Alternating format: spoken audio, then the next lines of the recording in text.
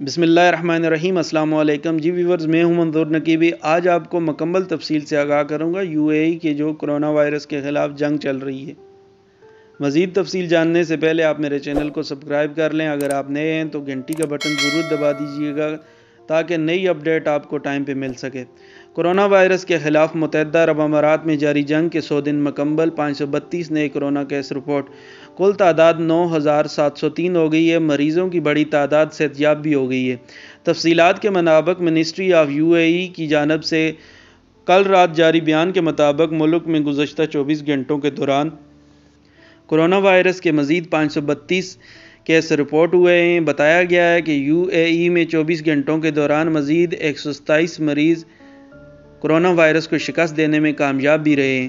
اب تک امارات میں 1700 سے زائد مریض کرونا وائرس کو شکست دے کر صحت یاب ہو چکے ہیں، جبکہ UAE میں کرونا وائرس کی کل کیسوں کی تعداد 9813 ہو گئی ہے۔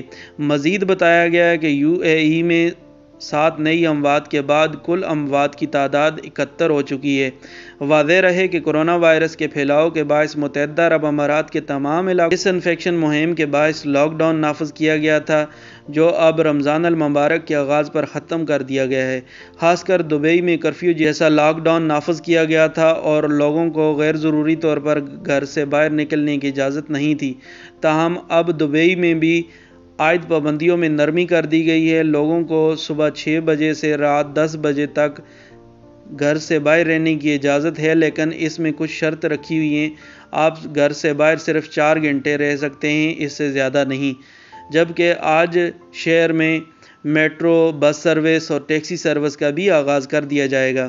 دوسری جانب ایک تشویشناک بات یہ بھی بتائی گئی ہے کہ خلیجی ممالک میں کرونا وائرس کی وبا ابتدائی دنوں میں حکومت کے کنٹرول میں رہی، تاہم بہترین انتظامات، لاک ڈاؤن اور احتیاطی تدابیر کے باوجود اب یہ وبا ایک خطرناک صورتحال میں بدلتی جا رہی ہے۔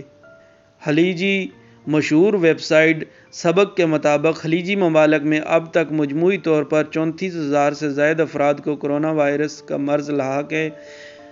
میری دعا ہے کہ اللہ تعالیٰ تمام مریضوں کو جلد سے جلد صحت یاب فرمائے۔ مزید اپڈیٹ رہنے کے لیے آپ میرا چینل سبسکرائب کر لیں۔